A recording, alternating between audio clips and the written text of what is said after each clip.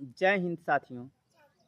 मैं हरकेश बहादुर, ग्राम प्रहरी, जिला अध्यक्ष महाराजगंज, प्रदेश एवं समस्त भारतवासी जितने भी लोग हैं, मैं सभी लोगों का हृदय से स्वागत, वंदन, अभिनंदन करता हूं। जो भी हमारे चौकीदार संघ के लीडर या चौकीदार हैं, चाहे किसी भी प्रदेश के हों, मैं सभी लोगों का हृदय से वंदन, अभिनंदन करता हूं। और हमारे उत्तर प्रदेश के चौकीदार भाई और उत्तराखंड के लोग बहुत ही मामूली मानदेय पाते हैं, जिससे इनके परिवार का गुजर बसर होना असंभव है। इसलिए मैं चाहता हूं, सरकार से अपनी बात रखना चाहता हूं कि कब तक सताएंगे इन गरीबों को, कब तक सताएंगे इन गरीबों को जो बेचारे रोटी रोटी के मोहताज हो गए हैं। कब मिलेगा इनका अधिकार? आप लोग तो हमेशा कहते रहते हैं कि सबका साथ सबका विकास, लेकिन मैं देख रहा हूं कि सबका साथ न मिल रहा है और ना ही सबका विकास हो रहा है। और भी कई ऐसे नारे हैं, बेटी बचाओ, बेटी पढ़ाओ, लेकिन जिस व्यक्ति के घर खाने पीने के लाले पड़ गए हैं, वो किस तरह से बेटियों को पढ़ाएगा या अपने बच्चों को पढ़ाएगा लिखाएगा? चाहे बेटी हो या बेटा, दोनों एक समान होते हैं।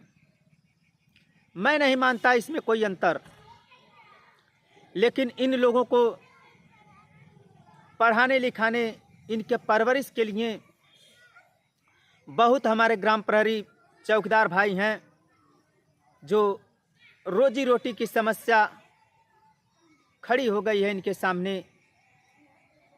मात्र 2500 रुपया, 2000 रुपया चौकीदार लोग उत्तर प्रदेश और उत्तराखंड में पा रहे हैं। सोचने की बात है कि 2500 और 2000 रुपये पाने वाला व्यक्ति अपने बाल बच्चों को किस तरह से पढ़ाएगा लिखाएगा, अच्छा शिक्षा कैसे दिलाएगा? जब बच्चे की तबीयत खराब हो जाती है तो डॉक्टर के पास जाते हैं। डॉक्टरों का फीस 500-500 रुपये, 1-1000 रुपये डॉक्टर लोग का फीस है। जब वह व्यक्ति 500-1000 फीस देगा, डॉक्टर का पढ़ाई लिखाई का व्यवस्था, परिवार को मेंटेनेंस करना, अनेक व्यवस्थाएं हैं जो इनकी व्यवस्था अधूरी रह जाती है। और इस व्यवस्था के लिए सरकार को इन गरीबों, मजलूमों और असहायों पर ध्यान देना होगा, सोचना होगा कि किस तरह से बेबस की जिंदगी गुजार रहे हैं चौकीदार, कैसे अपने परिवार को पाल रहे हैं, कैसे अपने बच्चे को पढ़ा लिखा रहे हैं, कैसे दवा करा रहे हैं, जबकि मात्र 2500 और 2000 रुपये पाने वाला व्यक्ति किस तरह से व्यवस्था करेगा कि अपने बच्चे का भविष्य उज्जवल करेगा? और हमारे कुछ चौकीदार भाई ऐसे हैं कि जो वो भी संघर्ष करना नहीं चाहते, मेहनत करना नहीं चाहते कि सरकार के सामने चलें, सरकार के सामने अपनी मांग को रखें। मात्र कुछ लोग जाते हैं, जबकि कहने के लिए 70,000 है उत्तर प्रदेश में। और जब सरकार के पास अपनी मांग को लेकर जाना होता है तो वहां पर संख्या 2000 भी नहीं पहुंच पाती है। सोचने की बात है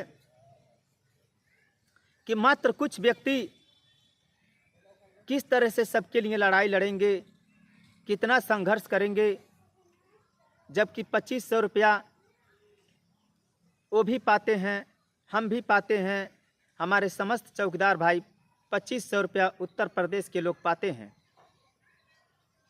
और उत्तराखंड के लोग मात्र 2000 रुपया पाते हैं। यह बहुत ही शर्मनाक बात है कि ऐसे परिस्थितियों में जब हम लोग घर पे बैठे रहेंगे, हम सभी लोग घर से बाहर नहीं निकलेंगे, तो परिवार को चलाने के लिए कहाँ से रुपया आएगा, कहाँ से पढ़ाई लिखाई होगा। इसके लिए आप लोगों को जागरूक होना पड़ेगा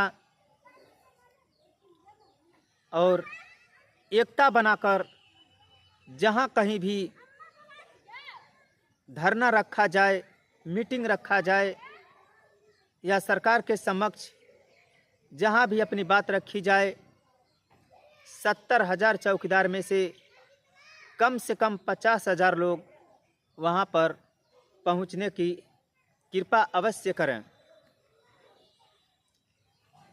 क्योंकि समय जो बीत जाता है भाइयों, वो समय फिर दोबारा नहीं आता। समय की कीमत को समझो। ऐसे कब तक आप लोग जियोगे? एक दिन ये जिंदगी समाप्त हो जाएगी और आप लोग इसी तरह से रह जाएंगे। क्यों आप लोग दूसरे के भरोसे जिया करते हैं कि जिला अध्यक्ष जी जाएंगे, प्रदेश अध्यक्ष जी जाएंगे, राष्ट्रीय अध्यक्ष जी जाएंगे या अन्य लोग जाएंगे? ऐसे कब तक आप लोगों का गुजारा होगा? कब तक दूसरे के कंधे पर बंदूक रख के आप लोग चलाने का कार्य करेंगे? खुद जागरूक हो जाइए, एकता बनाइए। जिस तरह से हमारे कुछ प्रदेश के लोग अपनी मांगों को लेकर हमेशा सरकार के सामने पहुंचने का कार्य कर रहे हैं। सहारनपुर, लखीमपुर खीरी, अनेक ऐसे ज़िले हैं जहां के हमारे चौकीदार भाई चौकीदारों के हक के लिए बराबर आवाज़ उठाने की बात करते हैं। अमेठी ज़िले के, झांसी के, बरेली के, गोरखपुर, देवरिया, कुशीनगर, बस्ती, ऐसे बहुत जिलाध्यक्ष हैं और वहाँ के चौकीदार संगठित हैं कि अपने जिलाध्यक्ष की बात को मानते हैं, हमेशा मीटिंग रखते हैं और हमेशा जहाँ भी वहाँ के जिलाध्यक्ष कहते हैं वो लोग पहुँचने का कार्य करते हैं। ठीक उसी प्रकार हमारे उत्तर प्रदेश के 75 ज़िले के लोग जिस दिन एकजुट होकर कंधा से कंधा मिलाकर चलने का कार्य करेंगे, उसी दिन हम लोगों का मान सम्मान, वेतनमान, हर एक चीज़ बढ़ जाएगा।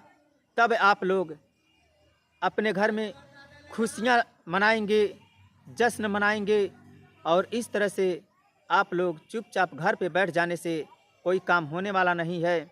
इसलिए मैं हर बात सरकार तक पहुंचाने का प्रयास करता हूं यूट्यूब के माध्यम से, लेकिन इसमें आप लोगों का भरपूर सहयोग चाहिए और आपका सहयोग है, पैसा नहीं। पैसे से सहयोग आप लोग जहां ज़रूरत पड़े वहां पर करें, लेकिन सबसे जब अधिक आवश्यकता है आप लोगों का साथ का, एकजुटता का।